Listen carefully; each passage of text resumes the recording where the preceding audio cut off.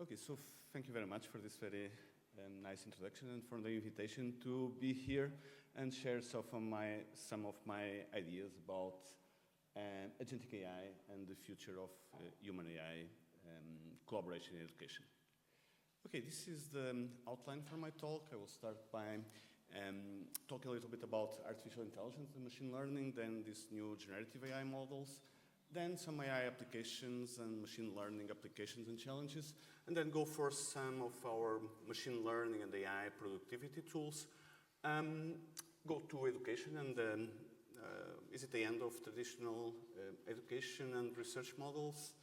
And the future with agentic AI, robotics, deep learning, visual language action models, everything that we are now researching, and that goes on top of our large language models.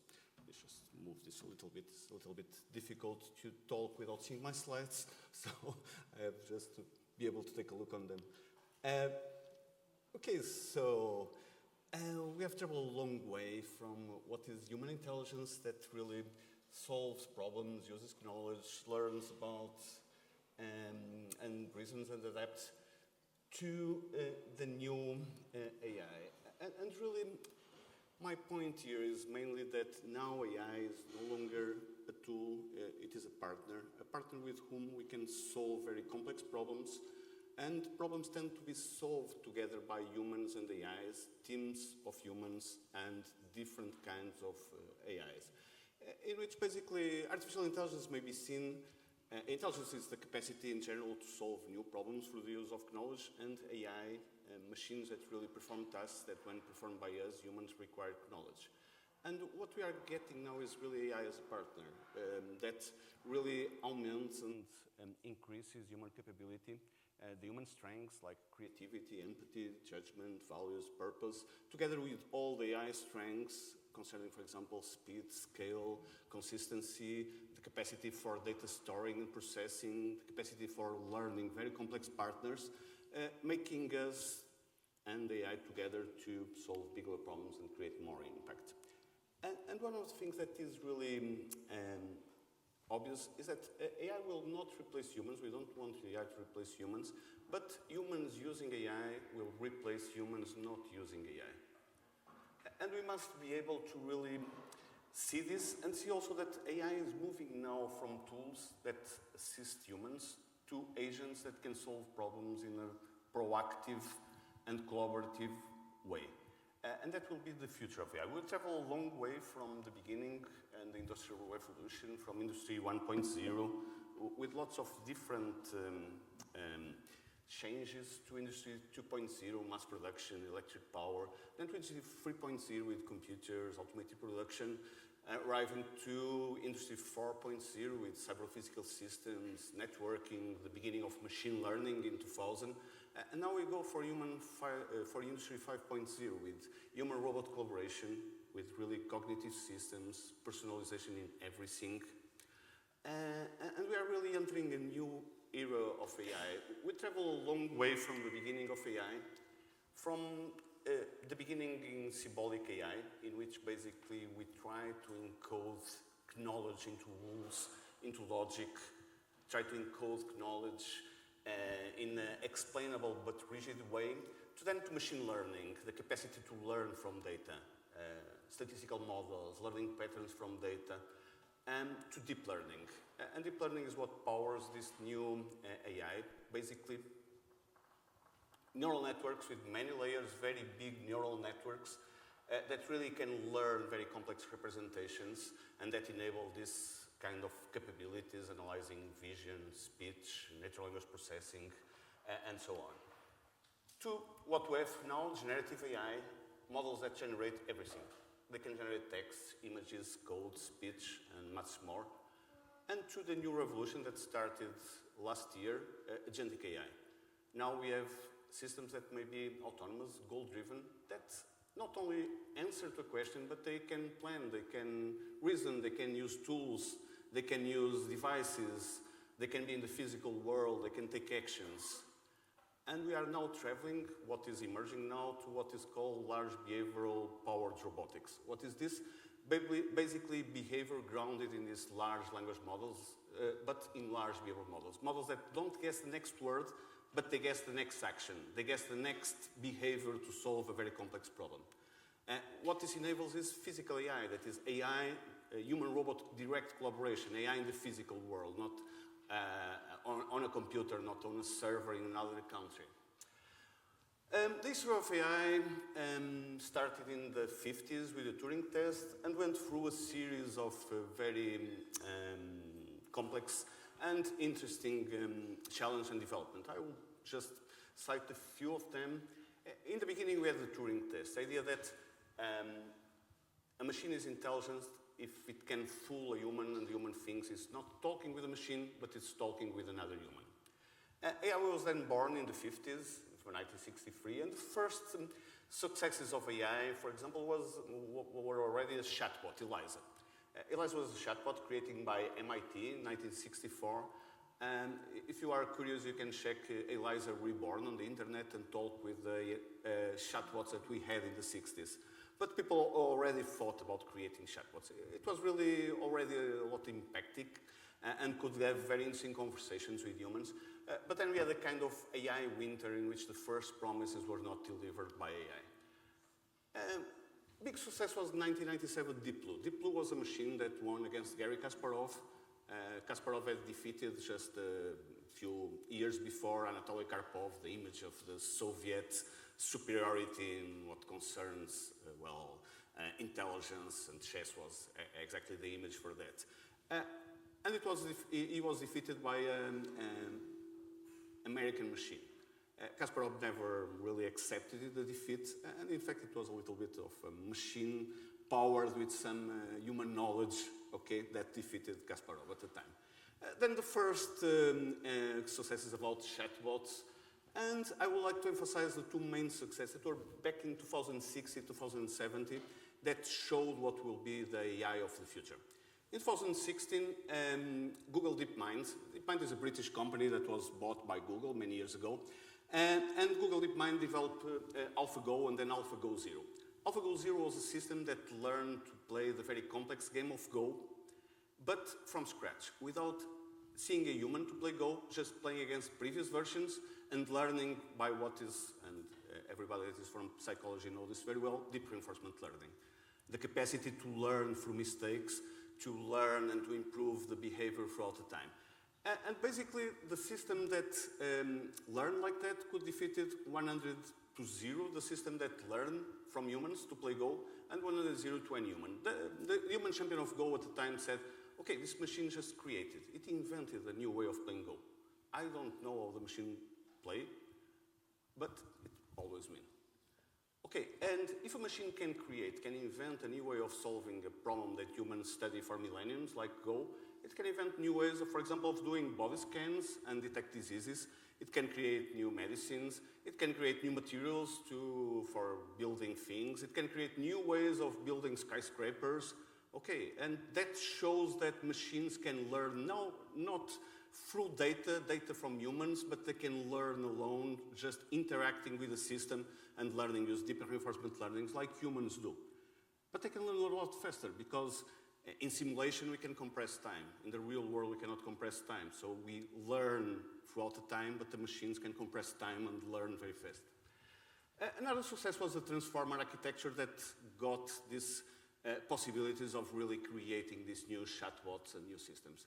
Then lots of ChatGPT, DALL-E to create images, Sora to create videos, the new models, Claude, Gemini, lots of success around. I remember many years ago seeing this movie. I was 7 at the time, 1977. And I thought, okay, someday I will build a robot like this. I suppose you're programmed for etiquette and protocol. Protocol? Why, it's my primary function, sir. I am well versed in all the customs. I have no need for a protocol droid. Of course you haven't, sir. Not in an environment such as this. That is why I have been programmed... What I really need is a droid who understands the binary language of moisture evaporators. Evaporators? Sir, my first job was programming binary load lifters, very similar to your evaporators in most respects. Can you speak Bocce? Of course I can, sir. It's like a second language to me. I'm All right, shut up. I'll he take knows this. everything. He can speak any language, just like ChatGPT. But the interesting thing is that Take these we two over to already the garage, now will you? have I want them robots a cleaned lot up before better dinner. than But this I was one. going to Tashi Station And to we pick up the have power converters. artificial intelligence. You can waste time with your artificial friends when your intelligence chores a are lot done. better than Now, this come on, AI. get to it. So we can create this, but in a really powerful way. This is not science fiction. This is the past.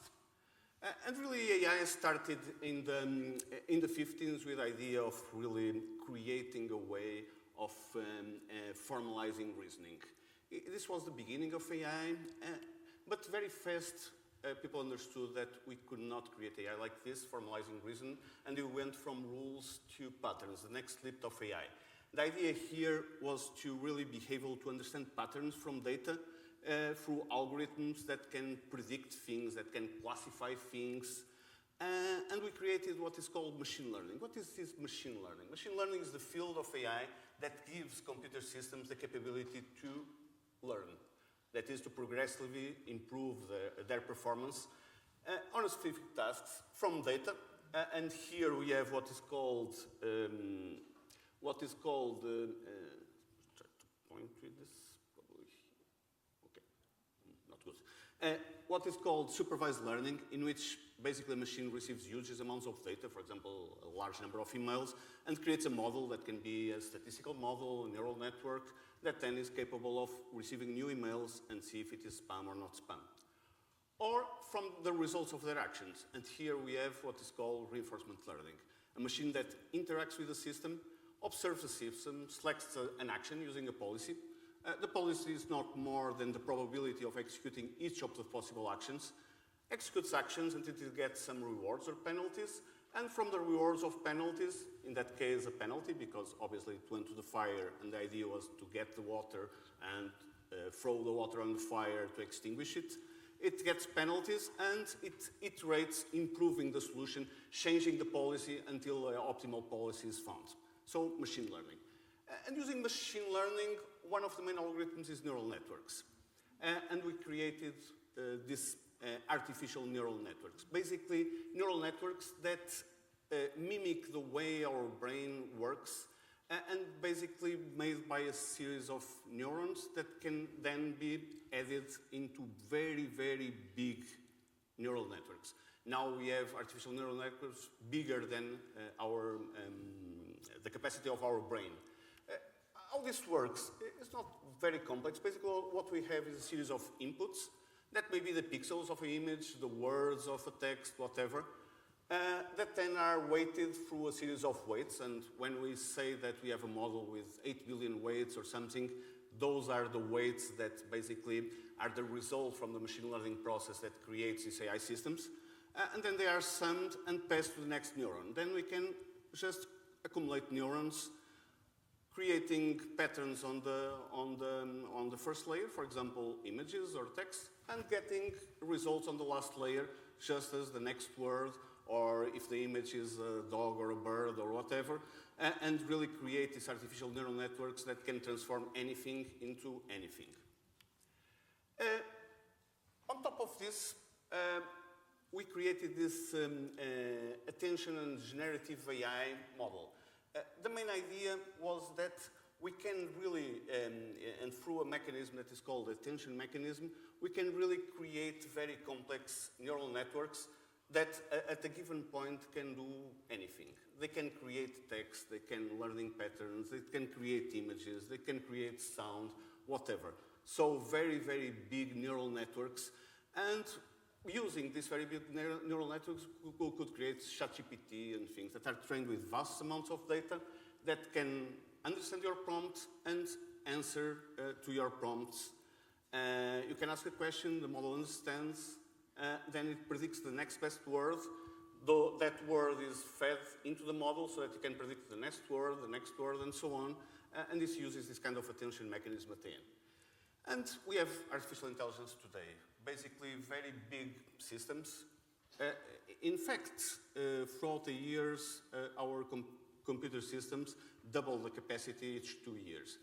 And really, we have now very powerful servers, but what powers AI is data. Data is the fuel of AI. So we can generate lots of data with our mobile phones, with all of our computers, all of our transactions, the videos that we do the things that we wrote, and that can power this new artificial intelligence. Together with software and machine learning frameworks. How this works, in fact, basically, we can now create systems in just a few lines of code that 30 years ago, or 20 or 10 years ago, we could take more than 1 year. I can cite you an example. When I started working with AI, and it was back in 1992, at the time I finished my degree, and I developed a very interesting system that was basically a neural network to analyze cardiotocographic signals. Those are the signals from the heartbeat of the fetus before it is born, to see if it is necessary to induce the birth of the children because it is in pain. Okay, at the time we didn't have those kind of systems, and I programmed through a whole year computer to analyze, to create a neural network, then to be able to predict the values, and so on, and so on, and so on, through a whole year. Well, basically now with one of these frameworks, for example, scikit-learn, without knowing anything about computer science, without knowing much about AI, I could do the same system in 3 lines of code. Just a line to read this data, then to basically accommodate a neural network, train a neural network for that data to predict this, and then to create a series of graphs, of analysis, okay, just 3 lines of code. And so anyone now can be a programmer. Anyone can develop AI systems. If you know about the application, if you know what you want to do, you can just use the AI to create your own AI systems, which makes really AI very useful and makes less useful, for example, the computer scientists or the professionals on programming, for example, and so on. We have lots of competition in generative AI. Basically, the models appear. We have ChatGPT, obviously, but then we have Gemini from Google DeepMind. Elon Musk at the beginning was not into AI. Obviously, he was into AI, but he was creating his XAI company that now has the model Group that is free with X, and is an excellent model. Then we have, for example, Claude from Anthropic, that is a small company from San Francisco. Now it's not a small company, it was in the beginning. Now it's a very big company in San Francisco. And all the Chinese models. And at the end, the models evolve a lot throughout the years. We started basically with GPT models that were not multimodal, that didn't have context, that, for example, in a bar examination or in a medical school examination, could pass the exam, but with the lowest 5% or 10%. But now we have multimodal, text, images, videos, advanced reasoning capabilities, very big context windows, advanced API access, the system can access devices, can access everything in the computer, and so on. And the same happened, for example, for Google Bard and Gemini.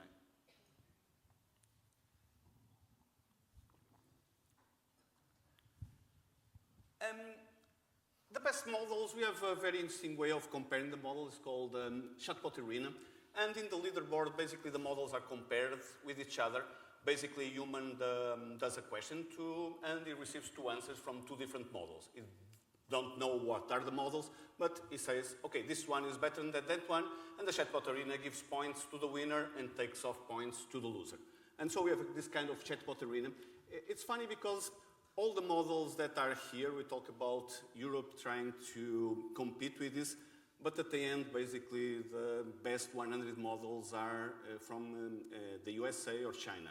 The ones that are there are from China, Mark, DeepSeek, Qwen, GLM, and the other one from the US. The best European model is around 100, 150, Mistral or so.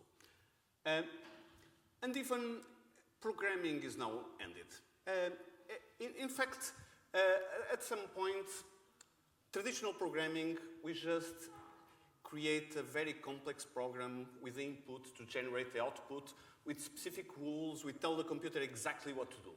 But now with machine learning, we don't need to do that. We just give the input, we give examples, data, we say what we want from the system, and AI generates the output. It generates a program.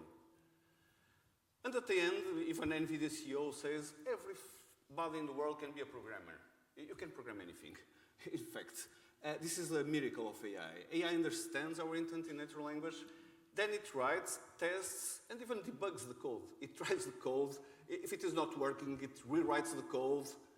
And it can even do that when we are sleeping. We say, okay, get me this code for tomorrow. And the AI is programming for me. Well, basically, I have my computer programming now, and I'm here giving a talk. Okay, it's programming systems for me. Great. But really, soon kids won't learn how to code. They will learn how to describe what they want to build. And it's really, last year I was invited speaker for the ICPC competitions here at Porto. And at the time I thought, okay, programming is ended because it's a programming competition. It will be a very interesting cognitive challenge, but not a job anymore. And people told me, oh no, in ICPC these are very complex problems and computers cannot solve these problems because it's a programming competition just for the best programmers in the world. And just 2 months after, OpenAI ChatGPT could solve the 12 problems of the competition in the same conditions as the humans, and the best team from St. Petersburg could only solve 11 problems. So these are the very complex, the most complex problems for competitions, programming competitions. So programming is ended as a job. In fact, I just moved from the computer science department to electrotechnical and computing department. So. Exactly because of my view of this. But technology is changing everything. If you think about the mobile phone, for example, it was the guy that took all of the jobs of those guys. Of the camera, of the radio, calendar, the alarm clock, the calculator. Okay, we now use mobile phones. And it changed a lot. So basically now with AI, we can interact with AI. And the ways we are going to solve problems are going to change completely. Instead of just using a mouse and a keyboard, we are going to interact with AI in the same way we want to interact with other systems. We'll interact by voice, by facial expressions. We'll interact as we interact with humans. And that will be the future of AI for sure. And if you think that AI detectors work, they don't work. Okay, in fact, OpenAI tried to create an OpenAI AI detector, and in fact, they will not work because even the AI uses context. It can even use our way of writing. For example, my AI writes as I write in English because I have a context. I show the documents that I wrote before. I say all the ideas, and the AI writes, and the text seems exactly wrote by me. Okay, if I have the time to just click on the keyboard and write the text, it will be exactly that. Okay, at the end, obviously, I change the text. I change things that are not that seem not, that I didn't want to write, and I have my final text wrote by me. But the first version typically is also always very good. We use AI for many years. When we say, oh, you cannot use AI, okay, Google is AI. Google search is AI. It has lots and lots of AI. For example, the Google Rank Brain algorithm, one of the most important signals, is a machine learning system that detects the words. Even if your words are not on the system, it will just understand that and give you a page that has the meaning, not exact words that you will want. And also is Google Search, Bing Search Engine also. In terms of programming, GitHub, Copilot was the first to start, but now we have lots and lots of systems that can program. Google started by Bird. It was a flop, but Clue 2. This country loves football and has won the most men's World Cups in football history. And Gemini is quite nice. This demo is nice because it shows the You are trying to get me to find the paper ball under the cup. I accept the challenge. It shows exactly the interaction we'll have with future AI systems. The cup to the left. Nice. I know what you're doing. You're playing rock, paper, scissors. What do you see now? The fingers are spread out to look like the wings of a butterfly. What's this? Big ear and barking mouth. A dog. Sweet. The coin should be under the right hand. I don't know. The coin is in the left hand, using a sleight of hand technique to make it appear as... And in fact, Google Google DeepMind to create Gemini, and Gemini is an excellent system.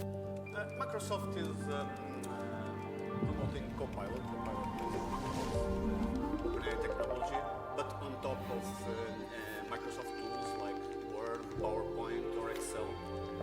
In fact, you can create complete spreadsheets in Excel without knowing how to use Excel. Just by explaining what you want, without putting a single form on the cells, you can create very complex spreadsheets very easily using Microsoft Copilot now. Claude is one of the best systems.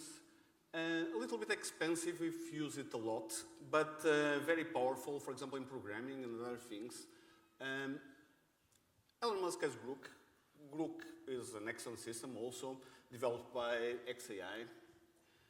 We have other systems like, for example, Perplexity AI. I like very much the browser from Perplexity, that is Comet. Comet is a sort of Agentic AI browser in which you can give a task to the browser. For example, I'm in Porto and I need to buy a new shoes, 41, around 100 euros, okay, get me some.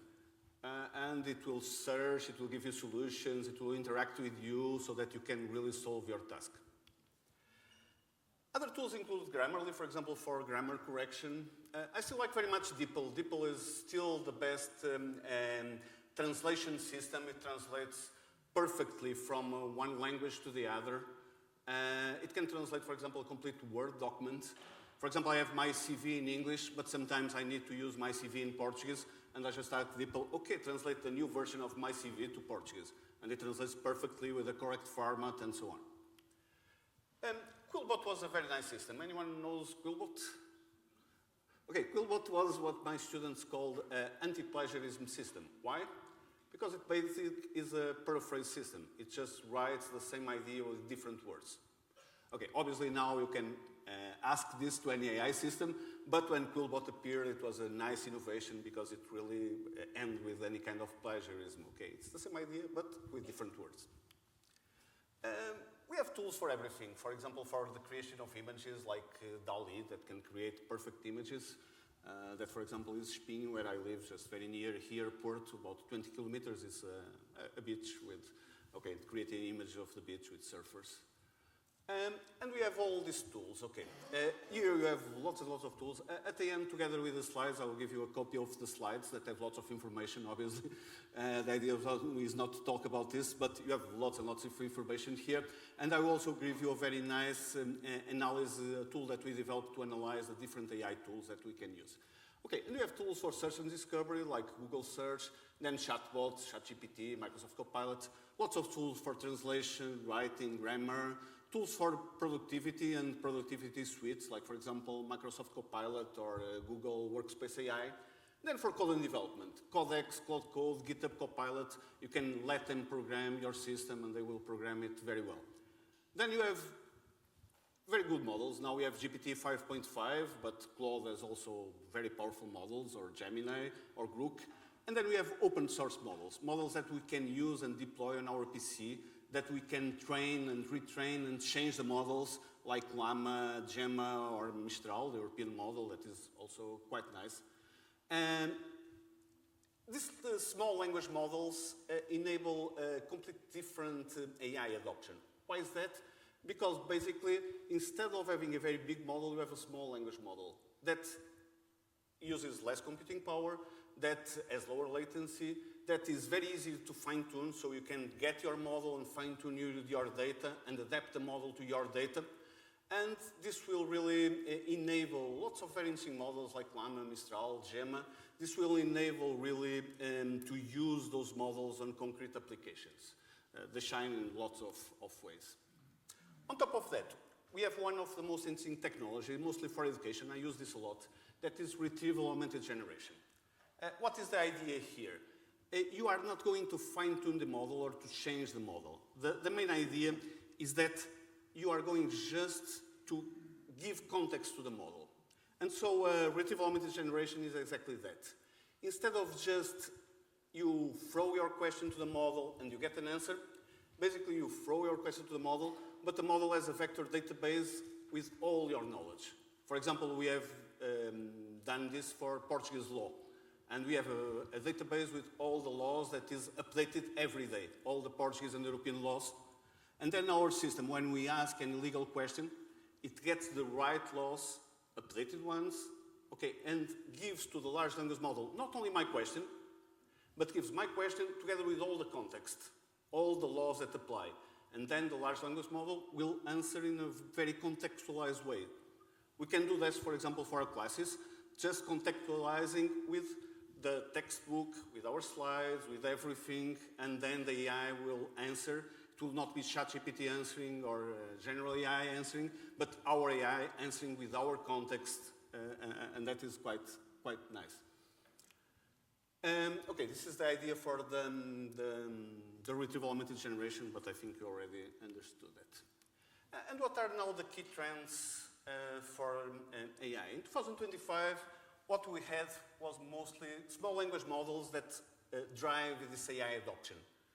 Small language models.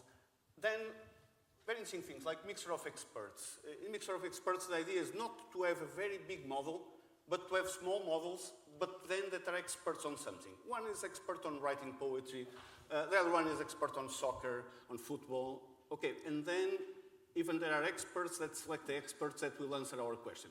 So we can have very smaller networks, but that combined can really have all the expertise needed to answer our questions.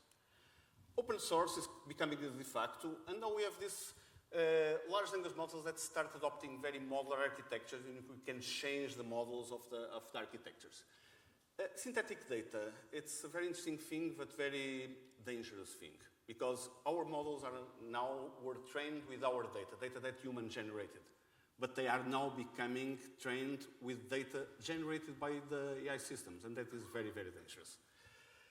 Hallucinations almost disappear. If your system is hallucinating, it's because you don't know how to interact with the system. Now AI systems don't hallucinate. You have just to be able to interact with the system, and it will give you what you want, for sure, because it's on the large language model somewhere there. Data is the really competitive advantage. Retrieval augmented generation is being used anywhere. And we have a shift now from closed to open source that democratizes a lot the use of AI. Finally, Agentic AI, AI detects, and large language models for machines and robots. The rest of the talk will be more about this. As I told you, we have this very nice AI tools compendium. I will give you a link for it afterwards, in which you have all the tools for everything from coding to AI content creation to automation. Okay, this is updated regularly, and has all the ideas with basically all the systems that you can use. For example, this is for video conference or for office suites, like, for example, Microsoft plus Copilot or Google Workspace, standalone AI assistants. So I will give you a link. I typically do a demo, but I have not my computer here to show you this, but I will give you a link to this that is very nice. Going to education. AI can complement learning, but we don't want, obviously, AI to replace learning. But I think our part here goes from knowledge transmitter a lot more to what is a learning architect in the future. As teachers, we'll be more learning architects. And why is that? Because of everything that is here, and that I try to explain in the easy way. First, AI is changing everything, right? So AI can generate text, can generate code, can generate explanations, summaries, can get the solutions for the exercises. So it changes everything. Students have instant access 24 hours, 7 days a week to these AI systems that can give any kind of answer. Knowledge production is getting faster, cheaper, more automated. And traditional classroom assumptions are obviously being completely challenged. And we have the limits of traditional learning. In fact, this kind of lecture centering or content transmission doesn't give so much sense. For example, I could show you my tool with AI tools, but in fact, a more interactive experience in which you can use the tool by yourself and test it is a lot better than just to transmit some knowledge. Memorization-based learning is losing completely value. We still do examinations, even for access to the higher education and so on, a lot based on memorization, but that doesn't give sense. doesn't make sense at the moment because students have access to any information just by using an AI system. No. And standard assignments can be easily completed with AI assistance. So we have to change that idea that we are going to give assignments to the students and grade their assignments. Okay, it doesn't make sense again. And the teacher role obviously must evolve. Education must move a lot from transmission to transformation and to critical thinking, problem solving, human skills and values, lifelong learning, okay? It will change everything. And we must go from content to competence. Education must focus on developing the skills that AI cannot replace or cannot augment. Critical thinking, problem formulation, creativity. Obviously, ethical reasoning is one of the most difficult things for AI. Ethical reasoning, even reason about sustainability, things that is very complex for AI. Everything that is concerned with communication and collaboration, and learning how to learn with AI. I believe that we should teach our students on the first grade how to interact with AI systems and how to learn with AI systems, because it's not so easy as it seems. And obviously, as all of you know, interacting with an AI system to replace our learning is very easy for our students. Okay. These skills are harder to automate, essential for human flourishing. They create value in any context, and really are the values that we should flourish in education. And what is the new role of teachers?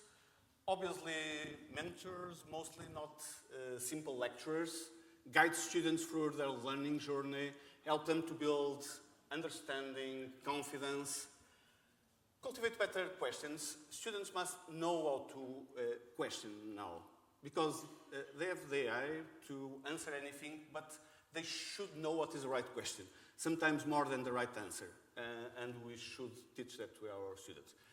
Validate reasoning, not just answers, and design really meaningful learning experience. We know, again, we have AI to help us to create very interesting learning experience, and we can do that very easily together with AI. Use AI critically and responsibly, and foster human development. So, one of the things that I mostly find is that assessment must completely change. We cannot use the old model, product-based. Okay, we cannot just grade essays or reports or presentations because they are done with AI, okay. And even the AI can let the student know how to explain that. Sometimes I give to the AI, okay, I have these slides, get me some notes so that I can give excellent talks without even knowing what is on the slides, because AI generates the slides and generates what I have to say about the slides, okay. And we cannot evaluate like that. Code solutions, you can, for example, try that your students have to code and we have access to their GitHub or we have access to their overlifts to see the paper appearing. But even the students can do, create all the codes, create the paper, create assignment, and then get the AI and say to the AI, okay, now we want to generate this slowly in the repository. Tell me exactly the days and let's put that on the repository for my teacher to see. And it's very easy to do this. So don't trust that your students are doing it, okay, every day. They can just put the AI doing that, and then even the AI does that for them.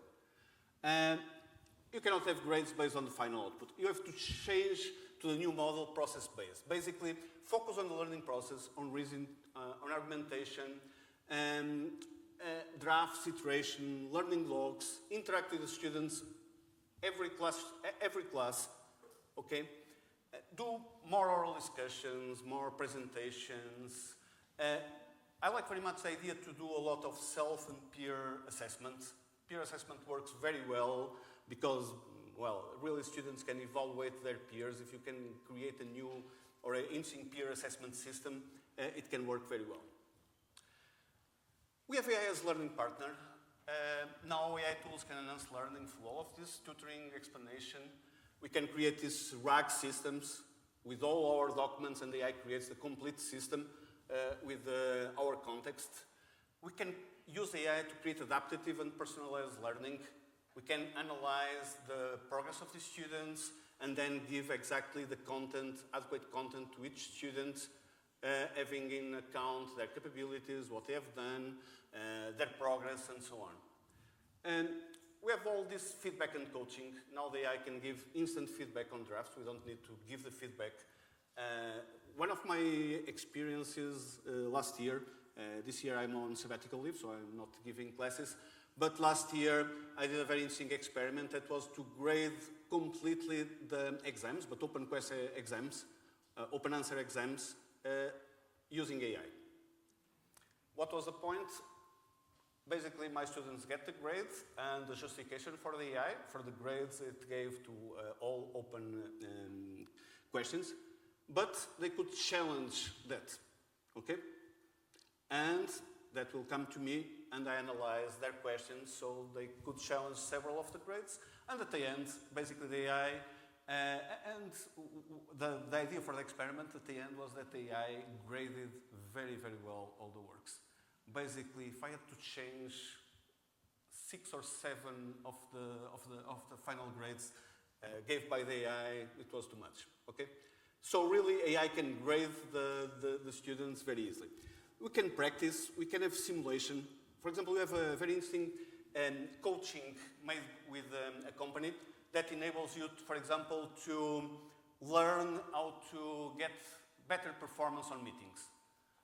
Basically, you have the AI has the logs, and it creates the profiles for different people, and then you can test, okay, let me have a discussion with my boss about this. And the AI really personalizes your boss, gets your mistakes from previous meetings, try to correct the mistakes, which is also quite nice. And again, exploration, creativity, and so on. Lots of risks and challenges, you know them all, over dependence on AI. We have to really teach that to the students, lots of cognitive effort and deep learning, if wrongly used. Obviously, everything concerning academic integrity risks. Students tend to use AI to replace their learning, not to complement their learning. Bias, hallucination, unequal access. Although now everybody can access to AI, so that is a quite nice thing. Privacy and data concerns. Be careful not to get our data into servers that are on China or in the US or in other countries or the opposite. Okay, but we can address all of those risks. AI really must be a core skill, AI literacy. To live in this area of AI, we really must understand, evaluate, and use AI wisely. And that starts with understanding the AI capabilities and limitations, which for us probably is easy, but for young students is not so easy, and we should teach them that. Prompt and interaction skills, how to prompt, how to interact with AI, how to give context, evaluate and verify information, how to really get the content out of the AI, evaluate it, verify the information, even using AI the same, detect bias, use AI ethical and responsible, and to create an innovative. So basically, we have to build this AI literacy, and the European Commission is a lot worried with this, as was exactly explained before, to create these AI literacy capabilities in the future. And what is the future of AI in education? Personalized learning, AI as learning companion, give the skills for this AI era, life learning, a lot of human AI collaboration, and ethical and responsible AI is okay. Basically start by building strong foundations in the beginning, get adaptable mindsets, cultivate all the human strengths, but have the AI to augment those strengths, support everything from well-being to inclusion, empower and inspire. Okay, and basically that is the main thing. I'm even a lot more worried with the research with AI. This worries me a lot. You have all of those tools that can generate reports, and basically I'm not going to talk about it, but you have this slide with my worries about this. Because it's very difficult to evaluate here the process and not the final product. Okay, we are evaluating the papers, the thesis, and here we really have a lot of difficulties. the market is also going to change a lot. Lots of jobs will disappear, mostly jobs that are routine or cognitive work, repeated manual labor. Everything that is basic digital and programming tasks will completely disappear in the future. That will be done by AI, and it will change completely the market. But we'll have lots and lots of new jobs that will appear. Very high value roles that will appear concerning AI development oversight, AI trainer, explainability engineer, model auditor, everything that concerns human-AI collaboration, AI workflow designer, cognitive interface architect, because we'll have to interact with these AIs, everything that concerns, for example, robotic and automation systems, multi-robot coordination engineer, human-robot interaction designer, ethical autonomy advisor, because we'll have AIs moving around and what will be their autonomy, okay? If we get the AI to, for example, to be a babysitter or to give care to an elderly, okay. All right, and we have lots of reskilling. Let me just go to some of the new and emerging trends. Agentic AI. Let's start with right? the easy. I think I don't have much time, but just show a little bit. Now we have this agentic AI that enables you to create systems that perceive, that reason, that plan, act, and learn. What is the point of this? If we get this combined with deep reinforcement learning and combine agents that learn throughout the time, we can change a lot the way that these systems work, because they can be our systems and not exactly a general purpose system. Getting back now, we have robots. These were very old robots from 15 years ago, but they evolved a lot. This is a robot that was discontinued 2 years ago, Atlas. 2 years ago we had this. And what we have now? Basically we have lots of humanoid robots everywhere. This was on China New Year Festival. And these are real robots. This demo probably in the European Union was not possible. Basically robots fighting Kung Fu with young children. And it would be difficult to do in Europe. But these are the robots that we have now. Yeah, sure.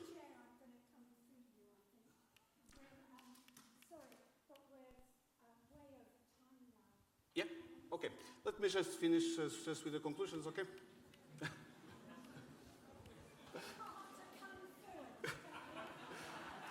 Okay, so just conclusions. Again, the main conclusion is that AI will be, I didn't see you saying that I was on the limit, but AI will be a partner in the future. Everywhere, we'll have all these new AI models, and the real challenge is to ensure that AI will grow with us, not against us. Okay, thank you very much.